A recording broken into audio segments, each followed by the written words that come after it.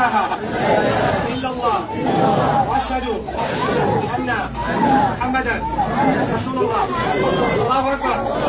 ஒரு காலத்தில் இஸ்லாத்தை எதிர்த்த நாடுகள் எல்லாம் இன்று இஸ்லாத்தை வரவேற்கக்கூடிய நாடுகளாகவும் அங்கே இருக்கிற மக்கள் அதிகம் இஸ்லாத்தை விரும்பி ஏற்கக்கூடிய ஒரு நாடாகவும் இன்று மாறியிருக்கிறது. அல்ஹம்துலில்லாஹ். ரஷ்யாவில் இருக்கக்கூடிய பல்கலைக்கழகம் ஒன்றில் கிட்டத்தட்ட 78 வெளிநாட்டு மாணவர்கள் இஸ்லாத்தை தழுவியிருக்கிறார். அல்ஹம்துலில்லாஹ். இந்த 78 மாணவர்களும் வெவ்வேறு நாட்டைச் சேர்ந்தவர்கள் என்பதும் குறிப்பிடத்தக்க ஒரு விடயம். ரஷ்யாவைச் சேர்ந்த டைம் லைன் என்கின்ற ஒரு ஊடகம் இதற்கு எவ்வாறு தலைப்பிட்டிருக்கிறார்கள் என்றால், உலகமே இஸ்லாத்தை ரஷ்யாவில் ஏற்றது என்கின்ற தலைப்பை இட்டு இந்த வீடியோவை அந்த ஊடகம் பகிர்ந்திருக்கிறார்கள். இந்த 78 மாணவர்களும் நாங்கள் ஏன் இஸ்லாத்தை ஏற்றுக்கொண்டோம் என்கின்ற ஒரு காரணத்தையும் தெரிவித்திருக்கிறார்கள். நாங்கள் சொந்த நாட்டில் இருக்கிற பொழுதோ இஸ்லாம் பற்றிய தவறான எண்ணக்கருக்களை கொண்டிருந்தோம். இஸ்லாம் என்பது தீவிரவாத தன்மையுள்ள ஒரு மார்க்கம், பெண்களை அடிமைப்படுத்துகிற ஒரு மார்க்கம், வாளினால் பரப்பப்பட்ட மார்க்கம் என்று அடுக்கிக் கொண்டே செல்லலாம். ரஷ்யா பல்கலைக்கழகத்திற்கு வந்ததன் பிற்பாடுதான் நாங்கள் இவ்வளவு காலமும் எண்ணிக்கொண்டிருந்த பல எண்ணக்கருக்கள் பொய் என்பதை புரிந்து கொண்டோம். இஸ்லாமிய மார்க்கம் மட்டும்தான்